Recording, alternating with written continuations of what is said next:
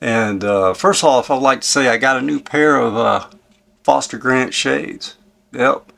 The temples of the other ones broke off, and I figure for continuity's sake, I better get another pair. And I like these the most. So Foster Grant, if you're watching this, please give me a sponsorship.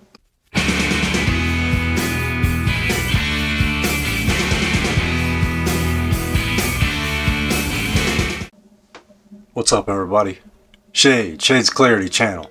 This is take 2. I swear to God, if I had a damn dime for every time that I record an episode without the mic on, I wouldn't have to work ever again.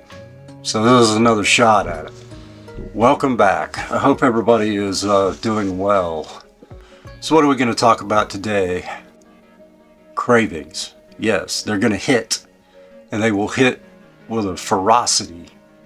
You know, you never know when it might show up. Usually, if you've detoxed and you're in that post-acute withdrawal phase, it's going to come down hard then. Like, let's say you've gone to formal treatment, 28 days. And you get out and you're feeling really good, and there it is. You're at the store and something just piques your eye. You may see a can of beer, you may see a bottle of wine, and next thing you know, you're asking yourself what happened, and you're crawling around on the floor needing detox again. You know how I know? Because that happened to me. I was 30 days clean of alcohol one time, and I was walking around over at Walmart, and the craving or the idea just hit my mind. One can't hurt. Why don't you you're not working today, you don't have anything to do, why don't you go get a bottle of wine, go sit down, drink it, watch some movies?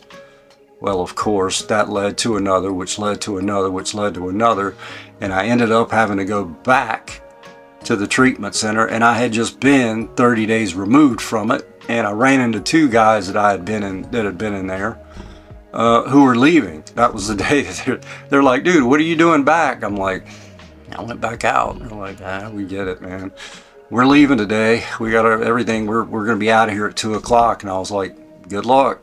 And then they took off. And one of the guys I saw later, I'm embarrassed about how many times I've gone to detox. But hey, progress, not perfection, right? So I saw one of the guys later on. He came in after I'd been there several days, and we talked. And he had been one of the opioid. He had problems with the, injecting things into his body. And we talked, and he had been sober for about a year, and the craving came to him.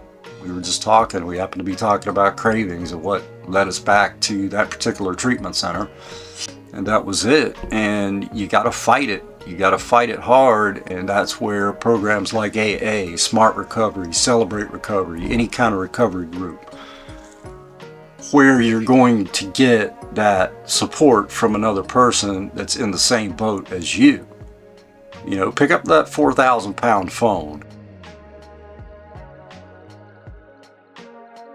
and call somebody. If you happen to know somebody like me, or even if you know LD personally, he'd be more than glad to take the call. I would be more than glad to take the call. I don't have my phone number up, but my Gmail is down in the below my Instagram. Hit me up on Gmail and let me know who you are, and I'll talk to you. I have no problem with that.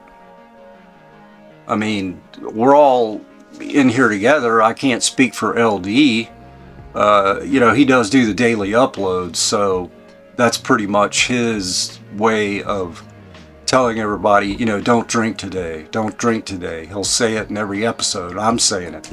Please, I know we're still in the holiday season. We're after, we're 3/4 through. So after New Year's Eve, things are going to calm down just a little bit. Oh God. Excuse me. I'm still not over that creeping crud stuff I got. And I found out 3 people at work had the very same thing. So I picked it up there. I wish these people would I know they've got to work and earn a living, but if you're sick, don't come to work. You're just going to create a pandemic within wherever you, in the workplace. And it's just not good. I'm still getting over this stuff, man. I got hit hard with a non-specific viral upper respiratory infection. That's what the medical profession will say when they don't know what the hell you've got. And by the way, I'm not a member of the medical profession. Always seek the guidance and advice of your own medical provider before you stop drinking. You know, I'm not a doctor, medical practitioner of any kind. I'm just a man going on his own experience. And we're back on the 24-105 Canon RF. I decided to go back for a little bit, try some different stuff, more digital look for a while, see what happens. Was missing focus a little bit on the manly focus lenses. It's kind of hard to get those things like tack sharp when you focus them. When you focus on yourself, you can't really tell. Anyway, what the hell is that? That looked like a little bug crawling around my little pilot truck. And if anybody's ever wondered what that truck is, my grandfather was an over-the-road truck driver for Pilot. They're out of business, but that's what he did. On my dad's side, for 40 years he was an over-the-road truck driver, and he gave me that thing when I was probably 9 or 10, and I've always held on to it. It's kind of a cool little toy model, scale model. The doors even open on the back of it, so you can put stuff. It's a stash. You can put stuff in there. But yeah, you know, you don't want to get free after the acute withdrawal phase is over, if you go through withdrawal, to where you pick back up and you're back on the hamster wheel, you're back on the merry-go-round, you're back on anything that goes around and around and around and around. Like a dog chasing its tail. You know, once you overstep that line into alcohol use disorder, you can't have just one. LD just did a video on that. You can't have just one. Like they say in AA, one is too many and 1,000 is never enough. It's true. You'll drink until you black out. You'll drink until you're in a coma. You'll drink until something bad happens. You will drink until you lose your job. You will drink until you're in liver failure. Nothing good comes out of it. If you have alcohol use disorder, you cannot drink. Period. And I have had the cravings, like I told you, especially in PAWS. That's when it's the thickest. That's when it's hardest to. And now, you know, I'm gonna pick up 6 months, like 2 days before Christmas, on the 23rd. I don't have any cravings. I mean, in fact, you know, the smell of alcohol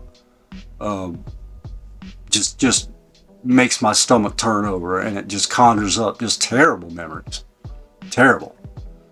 When I see alcohol or liquor, or well, not liquor, but a bottle of wine at a store, it just reminds me of all the terrible crap that's happened in my life.